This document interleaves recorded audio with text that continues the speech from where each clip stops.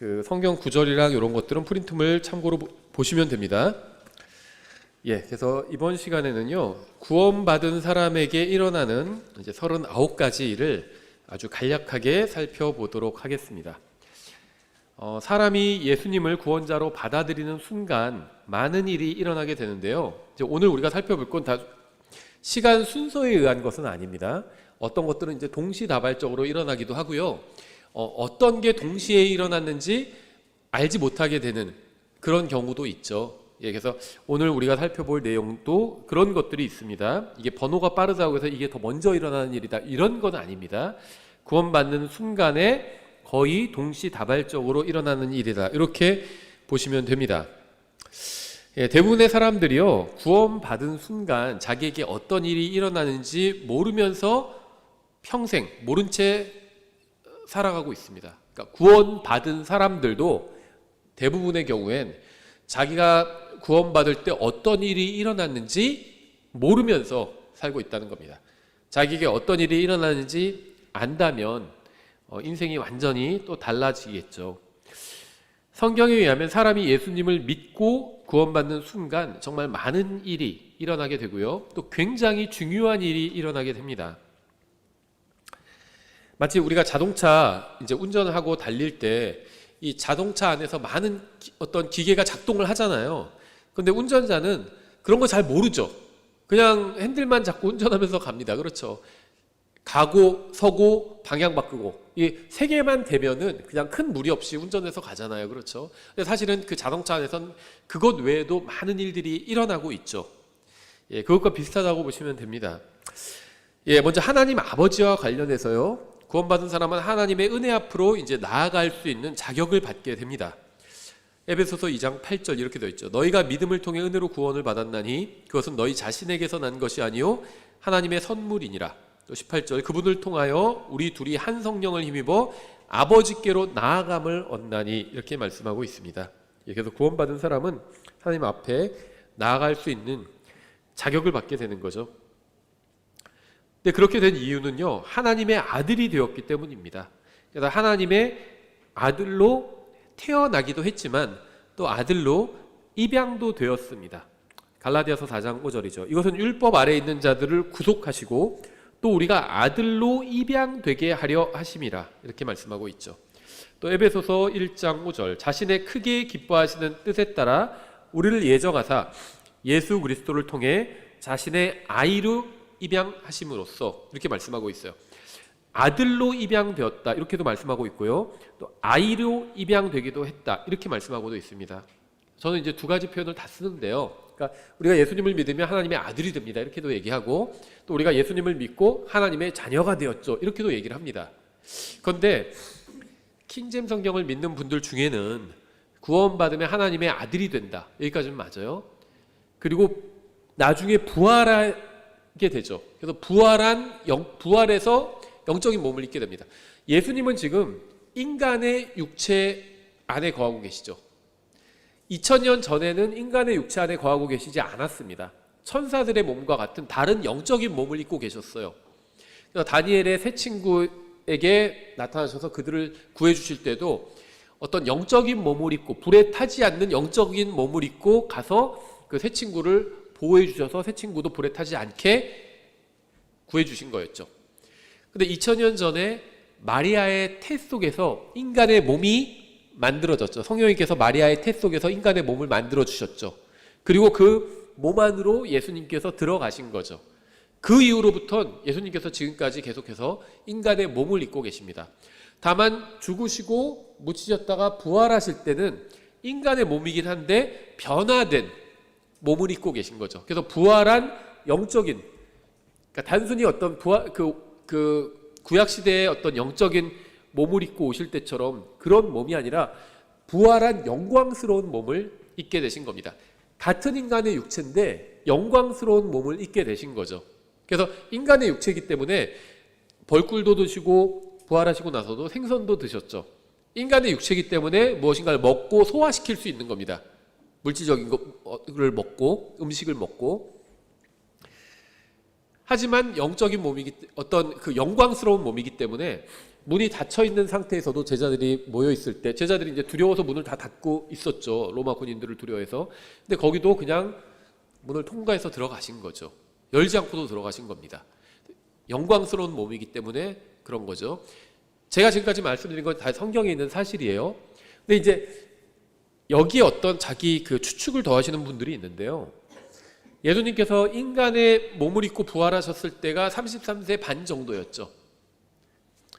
30세가 되셨을 때 사역을 시작하셨고 3년 반 동안 사역을 하셨으니까 33세 반의 육체로 부활을 하신 거죠. 일단 그냥 나이로 본다면 단순하게. 그래서 우리가 그와 같이 된다는 말씀이 있죠, 성경에. 그거를 근거로 우리가 부활하면 33세 반의 남자의 몸을 입게 되고 여자도 남자가 된다. 이렇게 가르치는 분들이 있어요. 사실 그렇게 가르치는 한 분이 계셨죠. 그러다 돌아가셨습니다. 미국 목사님인데. 그래서 그분한테 배운 킹제임스 성경을 믿는 많은 분들이 똑같이 그렇게 가르쳐요. 부활한 사람은 다 남자가 되고 남자의 몸을 입게 된다. 이렇게. 근데 그거는요, 추측입니다. 저는 뭐 그렇게 되지 않는다 그렇게 얘기하는 건 아니에요. 근데 그렇게 된다는 보장은 없어요. 성경에 그런 말은 없습니다. 왜 그러냐면요, 성경에서 우리를 아들로 입양하셨다 그러니까 우리가 아들이 된다 이렇게 가르치는데, 다른 곳에선 아이로 입양하셨다고 말씀하고 있잖아요. 아이와 아들은 다르죠. 아들은 아이 중에 하나죠. 딸도 아이 중에 하나죠. 부활한 그리스도인의 육체의 성별이 변하는가, 남자로? 그건 성경에 없어요. 그러니까 성경에 없는 걸 추측해서 얘기할 수는 있죠. 목사가 자기가 성경 공부를 많이 한 사람이 어떤 추측을 얘기할 수도 있어요. 근데 그걸 교리로 확정해서 가르치는 거는 그건 또 다른 문제입니다. 성경에서 확정해서 말씀하고 있지 않은 거를 확정해서 가르칠 필요는 없어요. 그건 성경을 가르치는 게 아니에요. 그건 그냥 내 추측을 가르치는 거지. 제가 왜 이렇게 말씀드리냐면요, 한번 생각해 보세요. 언제 우리가 하나님의 아들이 되죠? 이 하나님의 아들이라는 건요, 육체의 모양이 성별이 바뀌는 걸 의미하는 게 아니에요. 뭘 의미하는 거냐? 이건 상속과 관련이 있어요. 법적 지위와 관련이 있습니다. 자, 왜 이렇게 말씀드리냐면요, 그러니까 그럼 당신은 성경을 실제로 믿는 사람이 아니다. 아들이 된다고 했으면 남자로 변하는 거지, 아들은 남자인데 왜 이게 법적 지위라고 얘기하냐, 막 이렇게 비평하는 분들도 있는데요. 이걸 한번 생각해 보시면 돼요. 언제 하나님의 아들이 되죠? 우리가? 예수님을 믿을 때요. 맞아요. 그러면 예수님을 믿을 때인데, 예수님을 믿을 때 자매님의 성별도 바뀌나요? 여자에서 남자로 바뀌나요? 안 바뀌잖아요. 그러니까 이거는 예를 들면 요한복음 1장 12절이죠. 그분을 받아들인 자들, 그분의 이름을 믿는 자들에게는 다 하나님의 아들이 되는 권능을 그분께서 주셨으니, 예수님을 받아들이면, 개혁성경에 영접이라고 돼 있죠. 같은 말이에요. 받아들이는 거, 영접하는 거. 받아들이면 하나님의 아들이 된다고 했잖아요. 아들이 된 겁니다. 그 순간에.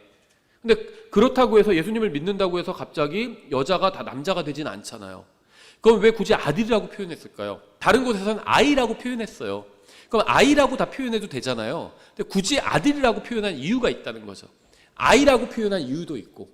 왜냐면 남자는 그대로 남자고 여자는 그대로 여자예요. 그래서 아이라고 표현한 겁니다. 근데 왜 어떤 곳에서는 이렇게 아들로 입양되게 됐다, 이런 표현을 쓰고 있냐면요, 아들이란 표현도 그렇고 입양이라는 표현도 그렇고요, 다 이거는요 법적인 것과 관련이 있습니다. 근데 특히 어떤 법적인 것이냐면 상속과 관련이 있어요. 상속과. 그래서 이게 지금은 아들이나 딸이나 다 똑같이 상속해 주죠. 아들, 딸, 자녀들에겐 다 1씩 상속을 해줍니다. 그리고 배우자에겐 1.5로 상속을 해줘요. 그러니까 예를 들면 자녀가 아들 하나 있고 딸 하나 있고 부인이 있어요. 재산이 3억 5천을 남기고 죽었다, 아버지가 돌아가셨다. 그러면은 아들한테 1억, 딸한테 1억, 배우자한테 1억 5천을 주는 겁니다. 근데 이렇게 된 지가 오래되지 않았어요. 생각해보세요. 100년 전만 해도 여자들도 미국에서 투표권이 없었습니다. 우리나라나 서양에서 100년 전에 여자들 상속받을 수 있었을까요? 상속 못 받았어요. 이건 성경에도 나오죠. 슬로보핫의 딸들 이야기가 나오죠. 딸들한테 상속이 안 돼요. 그래서 그런 경우에는 아버지의 이름이 사라지게 되죠. 그래서 그런 경우에는 딸들에게도 상속이 되게 하자, 뭐 이런 얘기까지 나오잖아요. 그 서양 문학을 보면요, 이제 18세기, 19세기 소설이 있는데 그 전엔 소설이 없어요. 영어권에선. 그 전에는 뭐 드라마나 극이나 희극, 비극 이런 극이고 소설은 18세기부터 등장하거든요. 근데 이 18세기, 19세기 소설들 보면 뭐 오만과 편견 뭐 이런 거 있잖아요. 명작으로 꼽히는 상속 문제가 나와요. 거기 보면은 딸부잣집에 딸만 넷인가 다섯이거든요. 근데 아버지가 돌아가시면 상속이 안 돼요, 딸들한테. 그럼 재산이 누구한테 가냐? 가장 가까운 친족 남자에게 갑니다. 사촌에게 가요. 그래서 그 사촌이랑 결혼하죠, 막. 그러니까 이게 그 소설 중에 그런 상속 문제가 걸린 것들이 굉장히 많아요. 그걸 이해하고 봐야 이해가 되는 부분들이 있거든요. 그러니까 여자에게는 상속이 안 갔습니다. 인류 역사 6천년이면요. 거의 5,950년 동안은 딸에게는 상속이 안 됐어요. 그래서 아들이라고 얘기를 해주는 겁니다. 여자지만 너는 아들의 지위를 갖게 돼. 예수님을 믿으면 하나님의 아들의 지위를 갖게 돼. 그 말은 뭐냐면 상속받게 된다는 겁니다. 그래서 이 법적인 지위예요. 물리적으로 우리의 부활한 몸이 여자도 자매님들도 다 남자로 변한다. 전 이건 모르겠어요. 성경은 그렇게 말씀하신 적은 없어요. 예수님처럼 된다는 건 모양을 말하는 게 아닙니다. 부활하면 얼굴이 다 예수님이랑 똑같아진다. 이렇게 가르친 사람이 있어요. 그래서 그분이 그린 그림책이 있는데 거기에는 부활한 사람들 얼굴이 다 똑같아요. 근데 그러지 않을 확률이 전 더 높다고 봅니다. 구약 성도지만 엘리야와 모세는 부활했을 때 제자들이 보고 알아봤죠. 저거는 모세, 저거는 엘리야, 저분은 예수님. 그래서 셋을 위해서 우리가 장막을 짓겠다. 뭐 이런 얘기를 막 하잖아요. 변형상에서 예수님의 모습이 변형되셨을 때. 예, 그래서 아들로 입양됐다는 건 법적인 상속 자격을 얻게 된다는 겁니다. 입양도 마찬가지예요. 그냥 집에서 같이 살아도 되잖아요. 근데 입양 수속을 밟죠. 그 이유가 뭐냐면 법적으로 내 자식이라는 걸 인정받기 위해서죠. 어떤 법적인 지위를 보장받기 위해서 그러는 거죠. 예, 그래서 예수님을 믿는 순간 하나님의 가족으로 입양이 됩니다. 근데 법적인 지위는 뭐냐면 아들이에요. 무슨 말이냐면 상속을 받을 수 있다는 겁니다. 예, 인류 역사 5,900년 동안요, 여자는 상속 못 받았어요. 투표권도 없었습니다. 그래서 왜 그러잖아요. 지금 뭐 제가 누가 얘기했는지는 잊어버렸는데 대단한 뭐 위인이라고 꼽는 사람 중에 그래요. 모든 사람은 평등하다. 그러면 거기까지만 들으면 과거의 사람들도 그렇게 생각했구나 이렇게 했는데 하지만 여자에겐 투표권을 주는 건 말이 되지 않는다. 뭐 이런 얘기를 했거든요. 그러니까 여자가 지금 남자와 똑같은 권리를 누리잖아요. 그렇게 된 건요, 서구 사회에서도 불과 100년이 안 돼요. 상속 못 받았다는 겁니다. 그래서 이 아들이 된다는 건 법적 지위를 말하는 거고요. 상속받을 수 있게 되었다는 겁니다. 그래서 예수님을 믿는 순간 상속 유업을 받을 수 있게 되는 겁니다. 아들이 되었기 때문에 상속 유업을 받게 되는 거예요. 사도행전 26장 18절 그들의 눈을 열어주어 그들을 어둠에서 빛으로 사탄의 권세에서 하나님께로 돌아오게 하려 하며 또 그들이 죄들의 용서를 받고 내 안에 있는 믿음으로 거룩히 구별된 자들 가운데서 상속 유업을 받게 하려 함이라 하더이다. 아들이 돼야 상속을 받을 수 있어요. 그러니까 이 당시에는요, 딸도 상속받을 수 있어. 그러면 우리는 뭐 당연한 말을 하지, 당연히 딸도 상속받지 이렇게 얘기하지만 2000년 전에는 아무도 못 알아들었어요. 너희는 하나님의 딸이 된다 그러면은 상속은 못 받나 보다 이렇게 생각할 수 있다는 겁니다. 그래서 아들이 된다 이렇게 얘기를 한 겁니다. 아들이 돼야 상속을 받을 수 있기 때문에. 또 예수님을 구원자로 받아들이는 순간 하나님의 아이로 선택이 됩니다. 그래서 옛날에 뭐 어떤 예화집에 나오는 이야기인데요. 전 예화집에 나오는 얘기하는 거 좀 좋아하진 않는데 그냥 하겠습니다. 어떤 아이가 입양된 아이가 있었어요. 내 친구들이 어떤 친구가 논리더래요. 너는 입양된 아이지 입양됐다며 너 하면서 놀릴 수 있겠죠, 아이들끼리. 그러니까 그 아이가 그렇게 얘기했대요. 너는 너희 부모님이 널 선택하진 않았지만 태어났으니까 난 거죠. 우리 부모님은 날 선택했어. 무슨 말인지 아시겠나요? 그런 점에 있어서 입양된 게 더 나을 수도 있겠죠. 베드로전서 1장 2절입니다. 곧 하나님 아버지 미리 아심에 따라 성령의 거룩히 구별하심을 통해 순수함과 예수 그리스도의 핏부림에 이르도록 선택받은 자들에게 편지하노니 은혜와 평강이 너에게 더욱 많이 있기를 원하노라. 예수님의 핏부림에 이르도록 선택받은 자들이라는 겁니다. 그런데 에베소서 1장 4절은 이렇게 말씀하고 있어요. 곧 우리가 사랑 안에서 자신 앞에 거룩하고 흠이 없게 하시려고 세상의 창건 이전에 그분 안에서 우리를 택하셨으니, 우리를 택하셨다는 겁니다. 그런데 누구 안에서? 예수님 안에서. 그 말은 뭐냐면요, 근데 세상의 창건 전에 택하셨다고 그랬잖아요. 근데 문제는 세상의 창건 전에는 우리가 없었죠. 한마디로 세상을 하나님께서 창조하시기 전에 우리는 없었어요. 그렇죠? 그럼 어떻게 우리를 선택하실 수 있었냐? 그때 예수님은 있었죠. 아버지 하나님께서는 예수님을 선택하셨다는 겁니다. 근데 우리가 예수님을 믿으면 예수님 안으로 들어가잖아요. 그럼 우리도 선택받은 거예요. 그렇죠? 예를 들면 우리나라는 월드컵에서 우승한 적이 없습니다. 근데 제가 만약에 브라질 국적을 취득한다. 그럼 저는 우리나라는 월드컵에서 우승한 적이 있다. 이렇게 얘기할 수 있는 거죠. 저는 선택받은 적이 없어요. 하나님께서 저를 선택하실 리가 없습니다. 우리가 뭐 물건을 살 때도 좋은 걸 사지 나쁜 거 사는 사람은 없어요. 그렇죠? 가장 흠이 많은 거 사지 않죠. 하나님께서 우리 개인을 선택하신다면 절대 선택하지 않으십니다. 하나님의 선택은 항상 성경을 보면 예수님께 있어요. 하나님은 항상 예수님을 선택하십니다. 근데 우리가 예수님 안에 들어간 거예요. 성령님께서 우리가 예수님을 믿는 순간 우리를 예수님 안으로 넣어주신 겁니다. 그래서 결과적으로는 우리가 하나님께 선택받은 거예요. 왜냐하면 예수님 안에 있으니까. 그래서 다섯 번째, 앞에서 말씀드린 것처럼 하나님의 아들이 된다고 성경 말씀하고 있어요. 요한복음 1장 12절이었죠. 그분을 받아들인 자들, 곧 그분의 이름을 믿는 자들에겐 다 하나님의 아들이 되는 권능을 그분께서 주셨으니. 또 요한일서 3장 1절, 보라 아버지께서 어떠한 사랑을 우리에게 베푸사 우리가 하나님의 아들들이라 불리게 하셨는가. 그러즉 세상이 우리를 알지 못함은 세상이 그분을 알지 못하였기 때문이라. 이렇게 말씀하고 있습니다. 우리가 지금 기본적인 내용을 다루는 거라서 좀 적절하지 않을 수도 있는데요. 뭐 보실 수도 있으니까 제가 그냥 말씀을 드리겠습니다. 이제 페이스북에 저도 페이스북을 하고 있는데요. 뭐 도서 광고나 뭐 이런 거 제가 올리거든요. 페이스북에. 그런데 이제 그룹에 가입할 수가 있잖아요. 그럼 뭐 저도 페이스북에서 많은 그룹에 가입했어요. 여러 가지 그룹에. 그 중에는 이제 킹제임스 성경을 믿는 그룹도 있어요.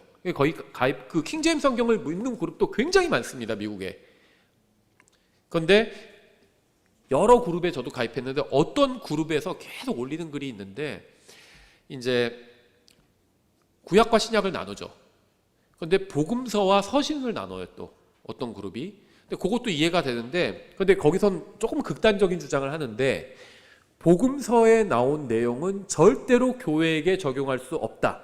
이런 주장을 합니다. 근데 그거는 맞는 주장이 아니에요. 마태복음에 나온 것들은 교회에게 적용되지 않습니다. 마태복음은 아예 이스라엘에 관해서 주로 이야기하고 있어요. 그런데 요한복음 같은 경우에는 다르죠. 이거는 교회에 적용이 될 수밖에 없겠죠. 마태복음은 유대인의 왕으로 오신 예수님에 대해서 말씀하고 있잖아요. 유대인에 관한 책이에요. 근데 요한복음은 하나님이신 예수님에 대해서 증언하고 있잖아요. 모든 사람에 대한 하나님의 창조물인 모든 사람에 대한 책이라고 볼 수 있습니다. 우리에게도 해당이 돼요. 자, 왜 이런 말씀을 드리냐면 하나님의 아들이 된다 이런 표현은 예수님을 믿으면 하나님의 아들이 되고 다시 태어난다. 요거는 요한복음에만 있다. 따라서 이 다시 태어남은 지구의 다시 태어남에 대해서 성경 말씀하고 있죠. 그래서 이스라엘 민족의 다시 태어남에 대해서 말씀하는 거지. 요한복음 3장에서 니고데모에게 하신 말씀은 유대 민족의 다시 태어남에 대한 것이지 개인이 구원받는 것에 관한 말씀이 아니다. 이런 주장을 킹제임스 성경 진영 내에서도 하는 사람들이 있습니다. 그러니까 킹제임스 성경 진영에서 하는 말이라고 해서 다 믿으시면 안 돼요. 검증을 해봐야 됩니다. 저는 이게 뭐 다 틀렸다 그런 얘기는 아닌데 다 맞는 것도 아니에요. 그래서 이 사람들은 무슨 얘기를 하냐면 신약의 그리스도인들에게 거듭난다, 다시 태어났다, 중생했다 이런 표현은 절대 쓰면 안 된다. 그런 주장을 합니다. 서신서에 나오는 게 아니다. 사람에 대해서 서신서에 나온 표현이 아니라 이건 요한복음의 기초를 둔 이야기다 이런 얘기를 해요. 그러면 신약의 그리스도인들에게 어떤 표현이 아니냐? 새로운 창조물이라는 표현만 해야 된다. 이런 주장을 합니다. 킹제임스 성경 진영 내에서 하는 얘기고 아직 우리나라에선 그런 주장하는 분은 못 본 것 같아요. 근데 생길 수도 있어요. 왜냐하면 한국의 기독교는 다 미국 거 직수입이거든요. 성경에서 갖고 온 게 아니라 미국 기독교가 갖고 온 거고 한국의 독립침례교회 킹제임스 성경 진영도 미국의 독립침례교회 킹제임스 성경 진영을 직수입한 거예요. 성경에 있는 걸 갖고 온 게 아니라. 킹제임스 성경 진영이라고 해서 다 성경대로 하는 건 아닙니다. 성경으로 우리가 정말 그런지 검증해 봐야 되는데 제가 방금 말씀드린 주장은 조금 무리가 있어 보여요. 요한복음 같은 경우에는 이거는 유대인들에게만 적용되는 책은 아니거든요. 근데 그 사람들은 어떤 사람들은 킹제임스 성경 진영에서 유대인들에게만 적용된다. 그래서 하나님의 아들이 되었다든지 이런 표현을 쓰면 안 된다 이런 주장을 하는데, 그런데 요한복음만 나온 게 아니라 요한 1서에도 나오잖아요. 우리가 하나님의 아들들이 되었다 이렇게 표현하고 있죠. 근데 그 사람들은 또 무슨 얘기를 하냐면 이것은 대환란 때 유대인들에게 적용되는 서신이다 이런 주장을 합니다. 근데 왜 제가 그게 말이 안 된다고 이야기를 하냐면 근거는 굉장히 많지만, 환란 때 지금 이런 주장을 하는 사람도 환란 때 교회는 들림받아 올라간다, 환란 전에 들림받아 올라간다 이렇게 주장해요. 근데 환란 때 교회가 들림받아 올라오면 교회가 더 이상 없죠, 지상에. 근데 일반 서신, 그 사람들이 환란 서신이라고 부르는 일반 서신인 야고보서에도 교회가 나오잖아요. 병든 자인 교회의 장로들을 부르라고 얘기하고 있죠. 그래서 말씀드린 김에 제가 말씀드리는데요. 우리 교회 왜 신방 안 하지 이렇게 생각하시는 분도 있는데요. 요청하면 합니다.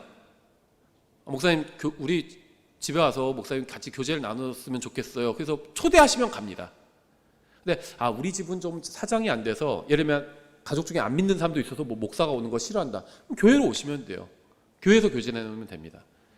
다른 날을 내기가 어렵다. 그럼 주일에 끝나고 같이 저녁 식사하면서 교제 나눠도 됩니다. 성경에서도요, 야고보서에도 나오죠. 병든 자인 교회 장로를 부르래요. 부르면 갑니다. 안 부르면 안 가요. 왜냐면요, 좀 불편해 하시는 분들이 있어요. 나는 좀 오지 않았으면 좋겠는데 목사가 막 가겠습니다 하면은 이거 뭐 해야 되지? 뭐 차려야 되나? 막 하고 그런 분도 있고요. 그래서 안 부르시는데 가지는 않아요. 부르면 갑니다. 이게 이제 한국에, 미국에도 있지만 한국의 좀 문화인 것 같아요. 왜냐면 신방이라고 하면 영어로는 비지테이션인데, 영어로 비지테이션이면 도어 너킹이에요. 복음 전하러 가는 겁니다. 안 믿는 집에. 근데 한국에서 신방이라고 그러면 믿는 집에 가서 얘기하는 거죠.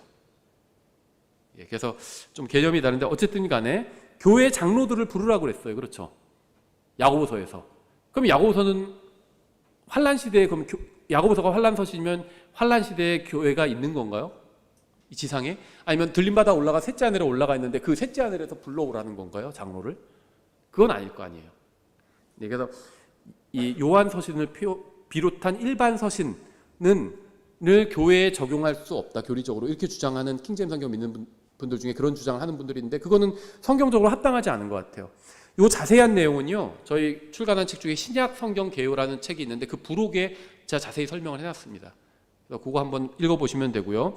그래서 요한복음도 신약의 그리스도인들에게 교리적으로 적용되고요. 당연히 요한 서신도 적용이 됩니다. 요한 서신 내용 읽어보세요. 요한복음이랑 일치해요. 바울 서신이랑 일치합니다.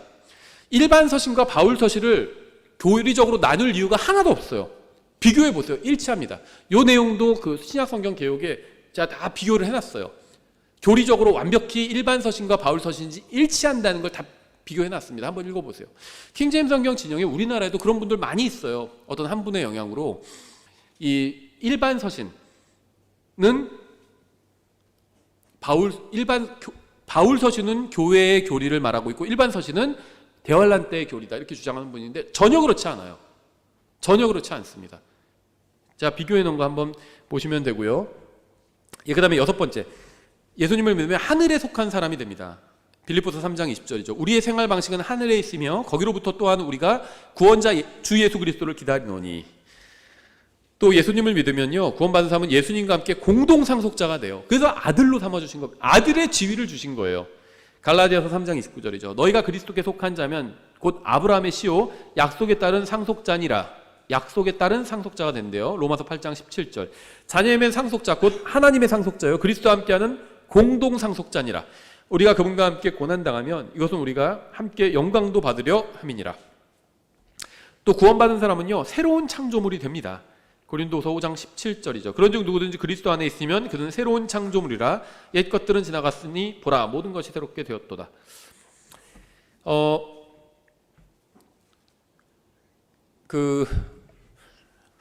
마가복음에서 예수님께서 이제 지상 대명을 주시죠.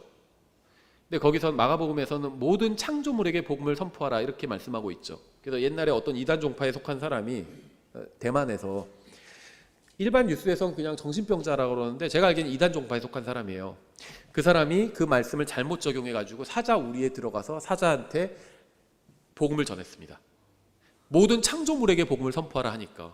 크리처, 사자도 창조물이잖아요. 근데 어떻게 됐을까요? 물렸어요. 그래가지고 사육사가 와서 구해줬어요.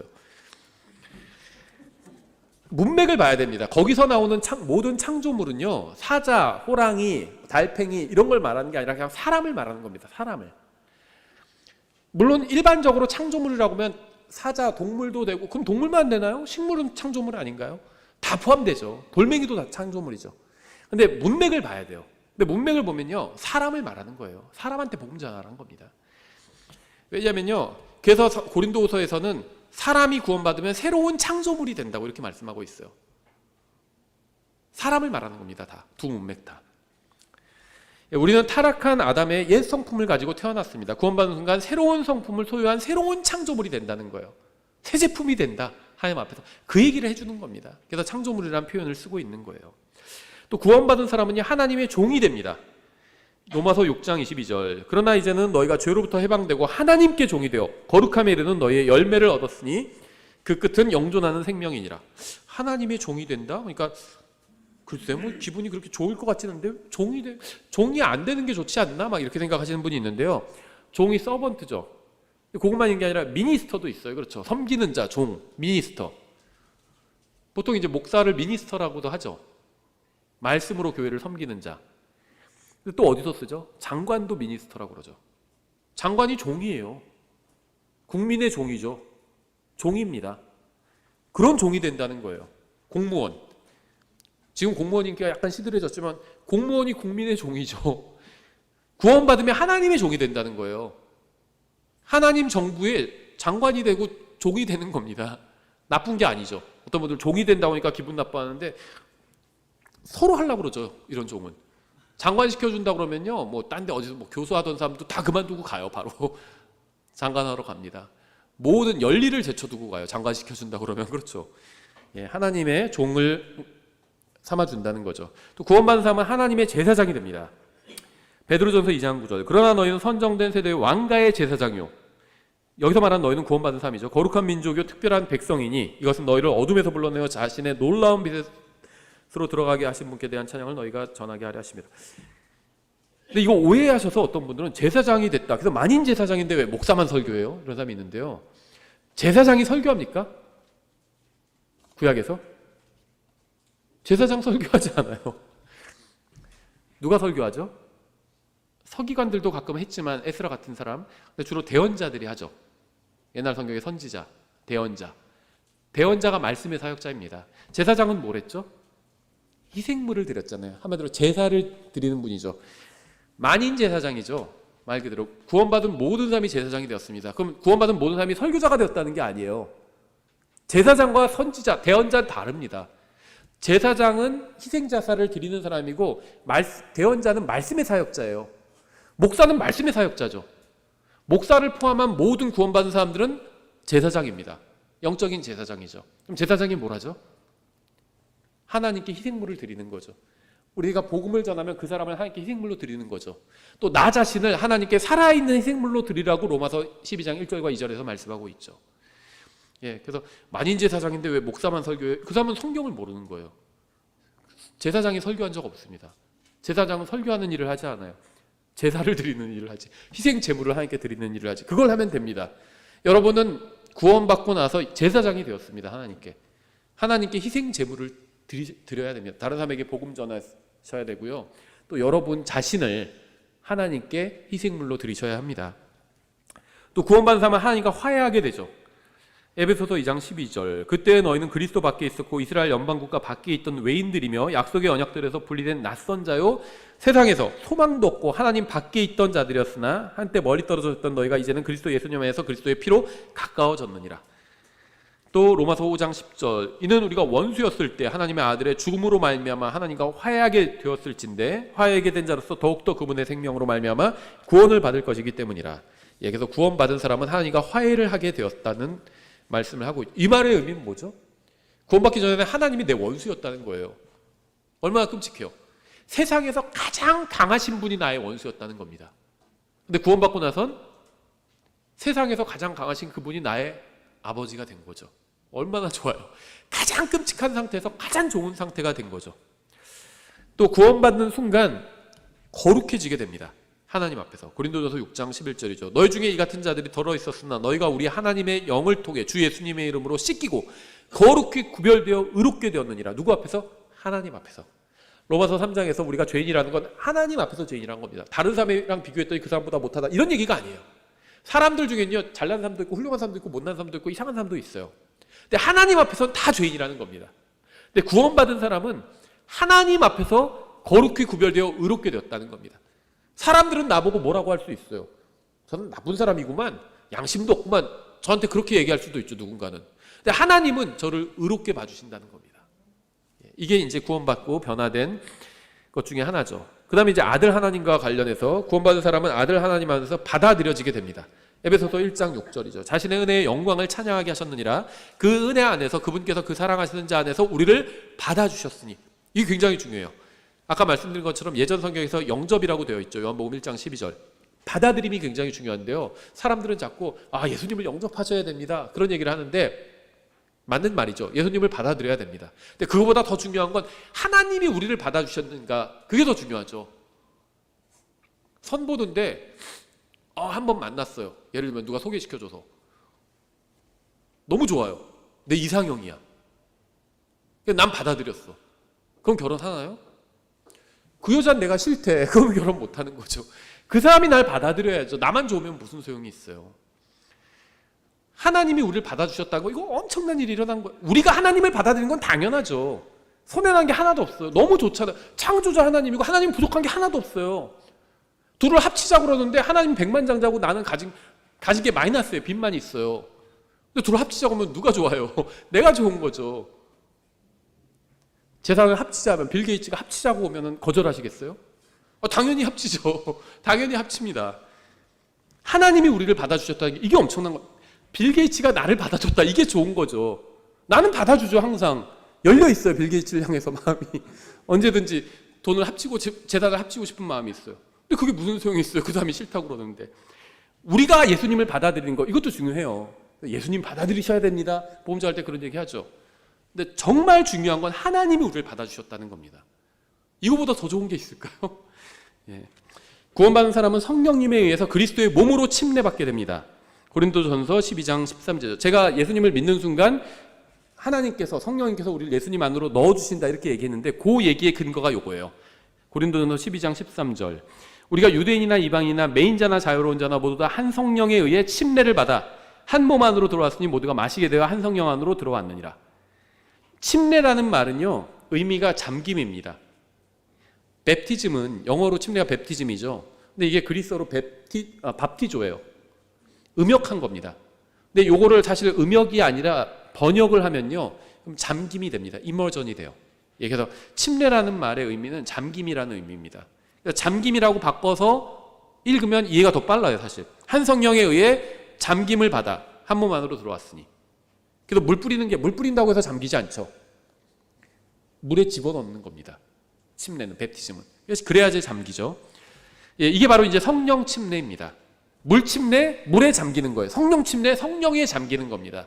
성령님 안으로 쏙 들어가는 거예요. 성령님 안으로 들어가면 예수님 안으로 들어가는 겁니다. 그게.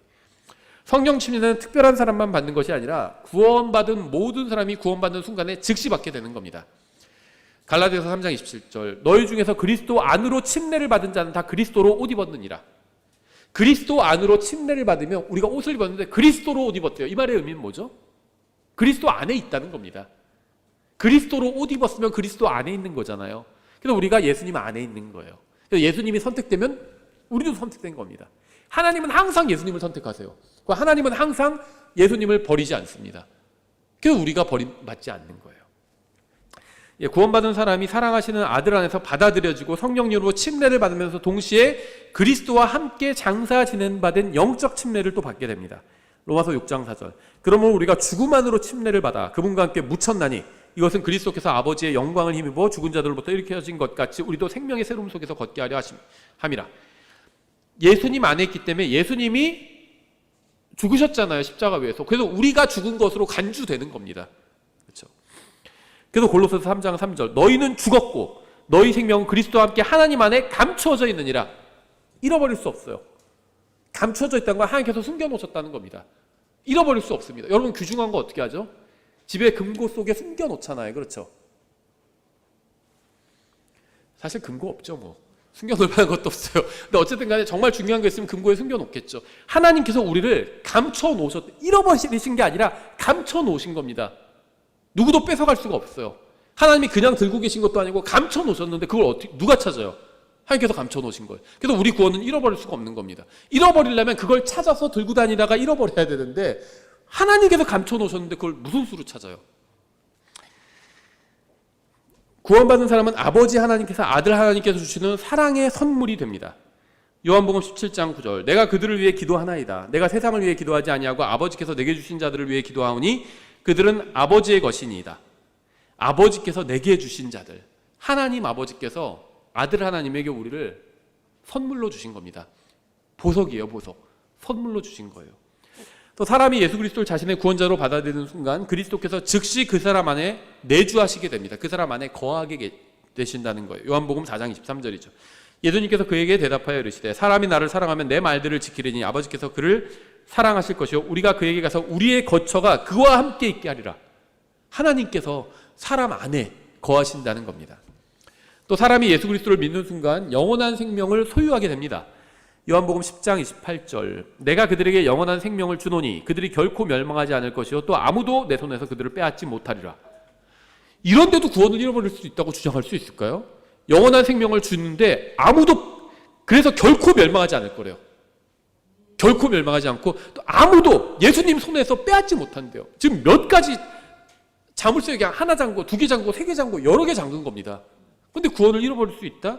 그건 말이 되지 않죠. 그러면 언제 영원한 생명을 우리가 받을까요? 요한일서 5장 13절이죠. 내가 하나님의 아들의 이름을 믿는 너에게 이것들을 쓴 것은 너에게 영원한 생명이 있음을 믿고 있으면 이미 있는 겁니다. 영원한 생명이. 나중에 받는 게 아니에요. 이미 있습니다. 믿는 순간 받은 거예요. 너에게 영원한 생명이 있음을 너희가 알게 하고 또 하나님의 아들의 이름을 너희가 믿게 하려 함이라. 예수님을 믿는 순간 영원한 생명을 받게 됩니다. 그리고 영원한 생명은 잃어버리지 않아요. 그래서 영원한 생명이라고 부르는 겁니다. 만약에 받았지만 잃어버릴 수 있으면 그럼 일시적인 생명이에요. 그건. 영원한 생명이에요. 영원한 생명. 잃어버리지 않는 겁니다. 이거는. 그래서 영원한 생명인 거예요. 영원한 생명이라는 말 자체가 구원을 잃어버릴 수 없다는 것을 의미합니다. 잃어버릴 수 있다면 영원하지 않은 생명인 거예요. 잃어버릴 수 없기 때문에 영원한 생명인 겁니다. 왜 잃어버릴 수 없을까요? 내가 갖고 있지 않아요. 예수님께서 갖고 계신 겁니다. 그래서 잃어버릴 수 없는 겁니다. 사람이 예수 그리스도를 믿는 순간 하나님과 화평하게 되죠. 로마서 5장 1절 그러므로 우리가 믿음으로 의롭게 되어 우리 주 예수 그리스도를 통해 하나님과의 화평을 누리는도다. 빌립보서 4장 7절 그리하면 모든 이해를 뛰어넘는 하나님의 평강이 그리스도 예수님을 통해 너희 마음과 생각을 지키시리라. 또 구원받는 순간 하나님의 친구가 됩니다. 요한복음 15장 15절 이제부터는 내가 너희를 종이라 하지 아니하리니 종은 자기 주인이 하는 것을 알지 못하니라 오히려 내가 너희를 친구라 하였나니 이는 내가 내 아버지께 들은 모든 것을 너희에게 알려주었기 때문이라. 전 우주에서요 하나님만이 유일하게 진짜 친구가 될 수 있습니다. 하나님을 사귀지 못한 사람은요 친구가 없는 사람이에요. 진짜 친구가 없는 사람이에요. 사람은요 진짜 친구가 되지 못해요. 다 이기적입니다. 진짜 친구는 하나님밖에 없어요. 하나님을 사귀면 진짜 친구를 사귄 겁니다. 하나님을 사귀지 못하면 진짜 친구를 사귀지 못한 거예요. 왜 그러냐면 친구 좋다는 게 뭐죠? 외로움을 덜어줄 수 있잖아요. 친구는 우정이잖아요. 친구 생각하면 영원한 우정. 근데 그 영원한 우정은 하나님만 줄 수 있어요. 그래서 철학자들이 하나님을 모르는 철학자들은요, 뭐 쇼펜하우어 같은 사람 우주에서 외로운 존재다 인간은 막 이런 얘기 하잖아요. 80억이 있어도 외로워요. 전 우주에 나 혼자 있는 거랑 똑같아요. 왜 그런 줄 아세요? 아무도 80억 인간 중에 아무도 내 마음을 알아주는 사람은 없거든요. 없어요. 하나님만 알아주실 수 있습니다. 하나님만이 진실한 참된 친구가 될 수 있어요. 이 세상 친구 뭐 많으면 좋죠. 근데 많아도 하나님을 사귀지 못했다면 다 소용없는 일입니다. 하나님과 친구가 돼야 돼요. 그래서 하나님과 항상 동행해야 됩니다. 진짜 진실한 우정은 하나님께로부터만 받을 수가 있습니다. 예, 그래서 구원받은 사람은 정말 진짜 친구를 사귀게 된 겁니다. 또 또 구원받는 순간 이름이 하늘에 기록되죠. 누가복음 10장 20절. 그럼에도 불구하고 그 영들이 너에게 굴복하는 이 일로 기뻐하지 말고 오히려 너희 이름이 하늘에 기록되었으므로 기뻐하라. 이건 생명책과는 또 달라요. 하늘에 기록된 겁니다. 이름이 하늘에. 또 구원받는 사람은 생명책에 이름이 기록되어 있죠. 빌립보서 4장 3절. 또 참된 멍의 동료인 내게도 간절히 권하노니 복음 안에서 나와 함께 수고하고 또 클레멘트와 나의 다른 동료 일꾼들과 함께 수고한 저 여인들을 도우라. 그들의 이름이 생명책에 있느니라. 구원받은 사람은 이름이 생명책에 있죠. 또 구원받은 사람 이름이 하늘에 기록되어 있습니다.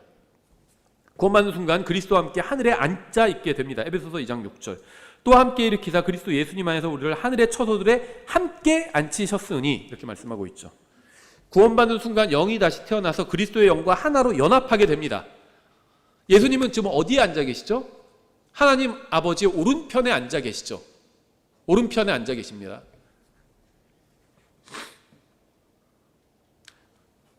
이런 말 하니까 또 그래서 예수님은 우파다 뭐 이렇게 얘기하시는 분도 있는데, 그럼 하나님은 좌파인가요? 예수님 왼쪽에 앉아 계시니까 그런 건 없죠.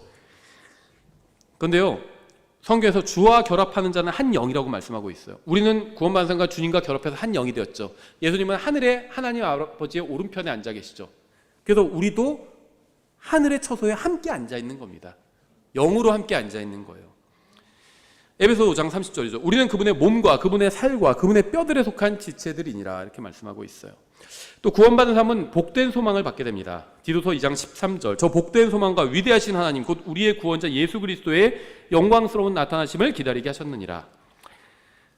그래서 우리는 예수님을 기다리는 그 복된 소망, 예수님을 기다리는 게 복된 소망입니다. 그 복된 소망을 가지고 있는 거죠. 예수님과 다시 만난다는 게 복된 소망이에요. 그렇죠? 구원받은 사람은 삼위일체 하나님과 교제를 나누게 된 겁니다. 하나님의 친구가 되었고 하나님과 교제를 나누게 된 거예요. 요한일서 1장 3절이죠.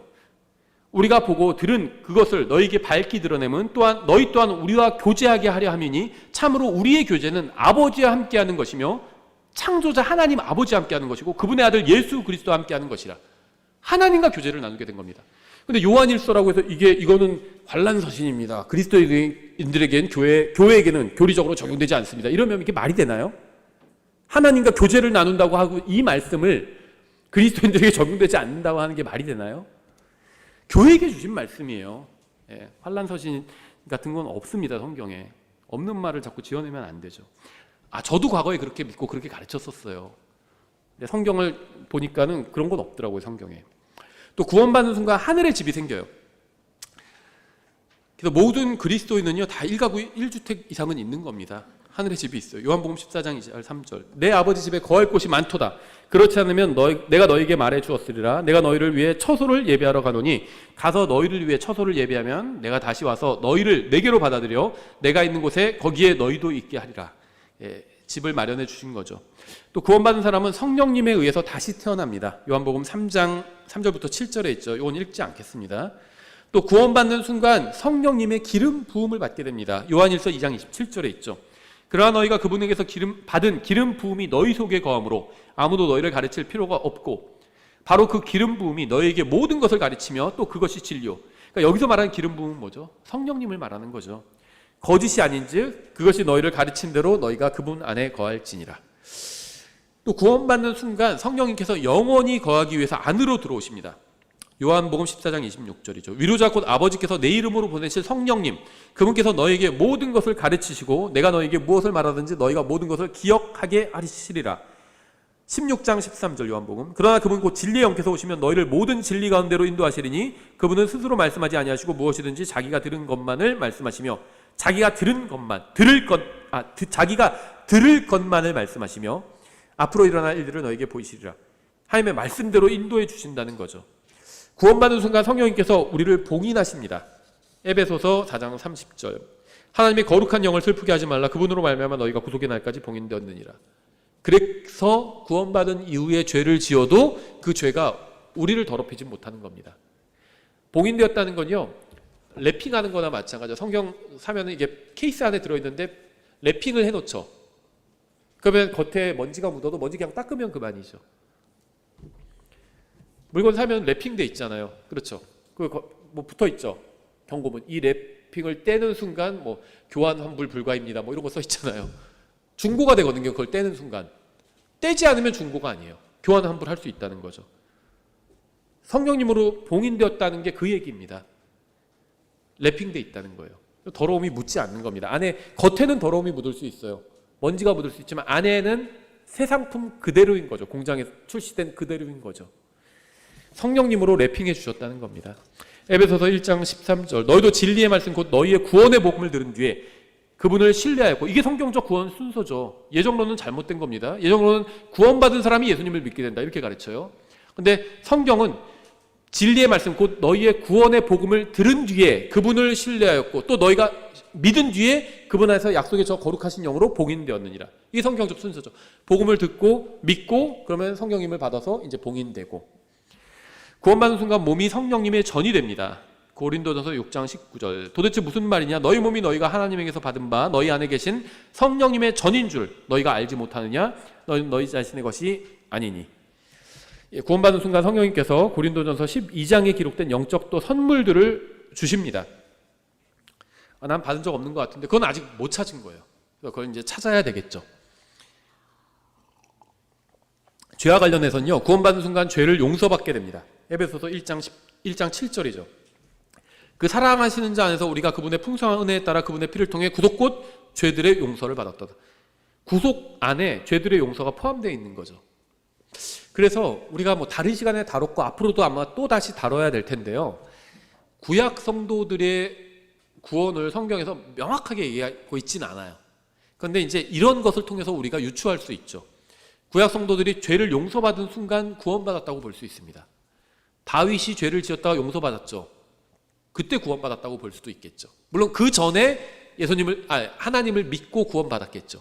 그래서 죄 용서는 구원이라고 보시면 돼요. 죄는 용서받았지만 지옥에 간다. 그거는 성경에서 말씀하시는 그런 진리는 아닙니다. 또 구원받는 순간 의롭게 됩니다. 로마서 4장 5절. 그러므로 우리가 믿음으로 로마서 5장 1절이죠. 믿음으로 의롭게 되어 우리 주 예수 그리스도를 통해 하나님과 화평을 누리는도다. 4장 5절. 이를 하지 아니할지라도 경건치 아니한 자를 의롭다 하시는 이를 믿는 자에게는 그의 믿음을 의로 여기느니라. 믿음을 의로 여긴대요. 믿는다는 것 자체가 인정하는 거, 여겨주는 거거든요. 하나님을 하나님으로 인정하는 거예요. 그게 하나님을 믿는 겁니다. 그랬더니 하나님께서도 나를 인정해 주신 겁니다. 받아주신 거예요. 믿는 순간 구속받는다고 또 말씀하고 있죠. 베드로전서 1장 18절 19절 너희가 알거니와 너희 조상들로부터 전통으로 물려받은 너희의 헛된 행실에서 너희가 구속받은 것은, 뉴스에선 구속이라고 하면 부정적인 의미인데요, 성경에서 말씀하시는 구속은 다른 의미죠. 단어의 그 철자만 같을 뿐이지 의미는 다른 단어죠. 여기서 값을 치르고 사왔다는 겁니다. 구속이. 너희가 구속받은 것은 은이나 금같이 썩어질 것들로 된 것이 아니요. 참 하여튼 성경이 단어 선택이, 하나님께서 단어 선택하시는 게 참 우리의 그 마음을 아시면서 핵심을 찌르시죠. 은과 금 같은 거 우리가 제일 좋아하는 거잖아요. 근데 은과 금같이 썩을 것들로 된 것이 아니요. 그렇게 말씀하고 있어요. 썩는다는 겁니다. 그런 거에 너무 좋아할 수는 있지만 너무 좋아하지 말라는 거죠. 하여튼 제일 좋아하는 거를 딱 갖다 쓰고 있어요. 은과 금같이 썩을 것들로 된 것도 아니요 오직 흠도 없고 점도 없는 어린 양의 피 같은 그리스도의 보배로운 피로 된 것이니라. 또 사람이 예수 그리스도께 나와서 그분을 구원자로 받아들이는 순간 자신을 변호해 줄 변호인을 얻게 됩니다. 요한일서 2장 1절 나의 어린 자녀들아 내가 이것들을 너에게 쓰는 것은 너희가 죄를 짓지 아니하게 하려 함이라. 만일 누가 죄를 지어도 우리에게 아버지와 함께 계신 변호자가 계시니 곧 의로우신 분 예수 그리스도시니라. 사건이 일어났을 때 가장 필요한 게 뭐죠? 변호사잖아요. 그렇죠? 그래서 요즘은 그 자동차 보험뿐만 아니라 운전자 보험도 들죠. 자동차 보험은 민사, 운전자 보험은 형사죠. 그래서 내가 잘못했을 때 필요한 게 운전자 보험이죠. 그럼 요즘은요 다 변호사비 지원해 줍니다. 경찰 단계에서부터 지원해 준다 이런 보험도 있죠. 그게 필요한 거예요. 그렇죠? 경찰서 가보시면 알아요. 가장 필요한 게 뭔지. 변호사예요. 변호사. 내가 말하다가 잘못 말해가지고 책 잡힐 수도 있잖아요. 변호사가 필요합니다. 근데 딱 변호사를 지정해 주신다고 하잖아요.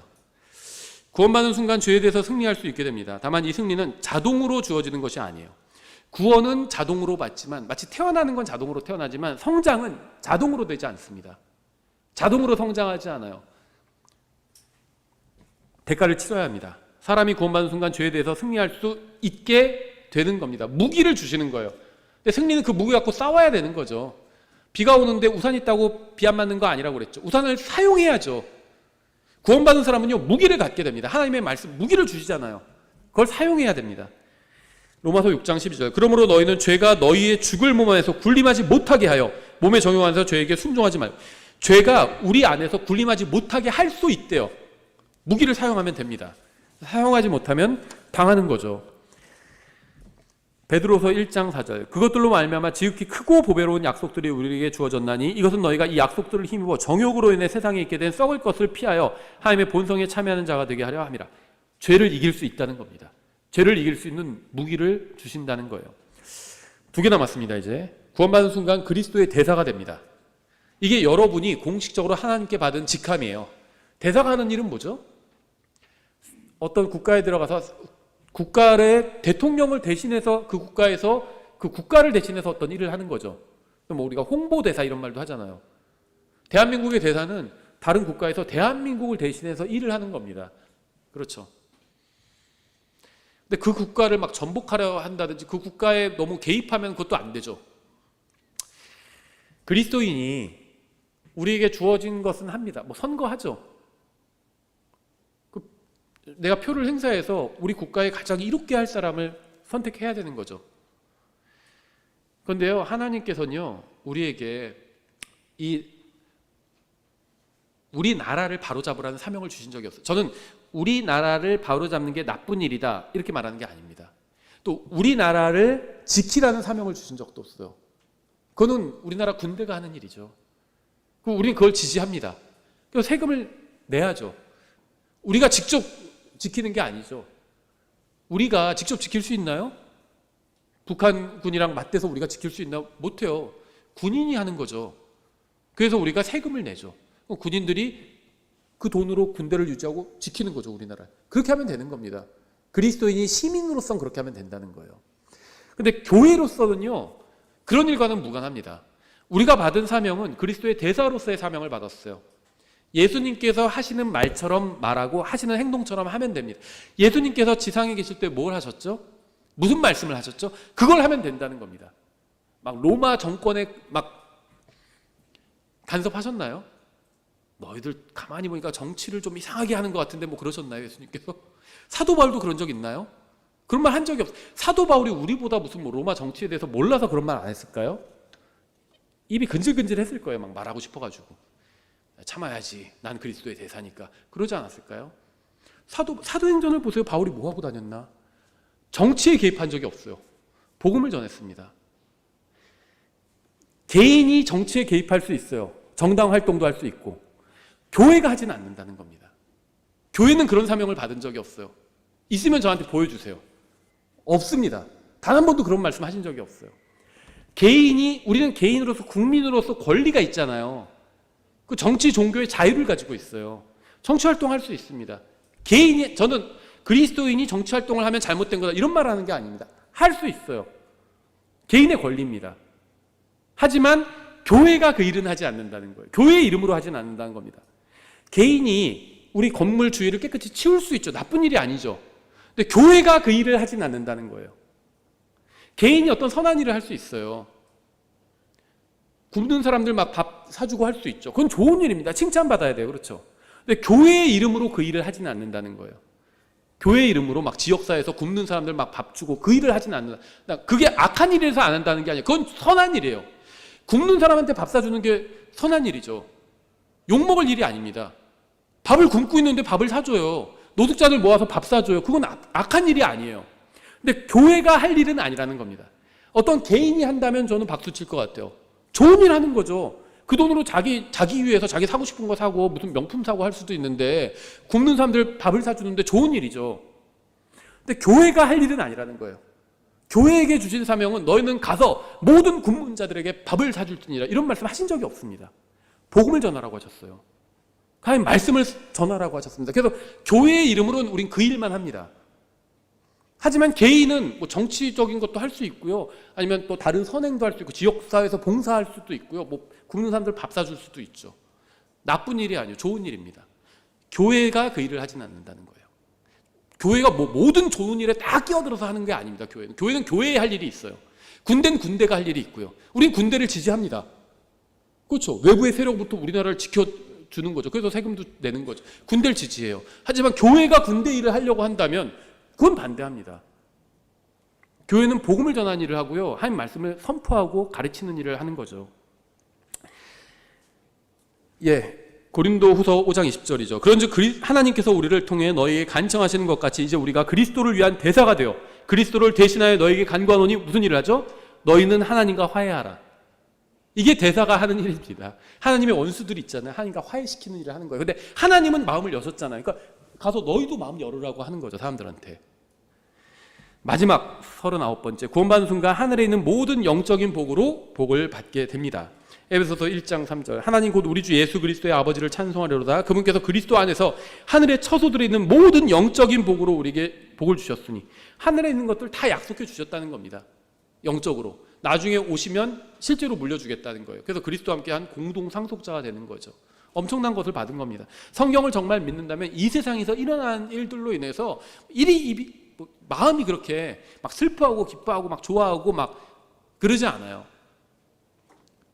사람이 예수님을 자신의 구원자로 받아들이는 순간 하나님의 은혜 앞으로 나아갈 수 있게 되고, 하나님의 아이가 되고, 가족으로 입양되고, 상속 유업을 얻게 되고, 선택되고, 하늘에 속하게 되고, 하나님의 상속자가 되고, 새로운 창조물이 되고, 하나님의 종이 되고, 제사장이 되고, 거룩하게 되고, 하나님과 화해하게 되고, 사랑하시는 아들 안에서 받아들여지게 되고, 그리스도의 몸 안으로 침례를 받게 되고요, 그리스도께서 내주하시게 되고, 그리스도와 함께 장사 지내게 되고, 구원받게 되고, 영원한 생명을 소유하게 되고, 하나님과 화평하게 되고, 하나님의 친구가 되고, 이름이 하늘에 기록되고, 그리스도와 함께 하늘에 앉게 되고, 복된 소망을 갖게 되고, 삼위일체 하나님과 교제를 나누게 되고, 하늘의 집을 소유하게 되고, 다시 태어나게 되고, 성령님으로 기름 부음 받게 되고, 성령님으로 봉인되고, 죄를 용서받게 되고, 의롭게 되고, 구속받고, 하나님의 의를 소유하게 되고, 변호의를 갖게 되고, 죄에 대해 승리할 수 있게 되고, 그리스도의 대사가 되고, 하늘에 있는 모든 영적인 복으로 복을 받게 됩니다.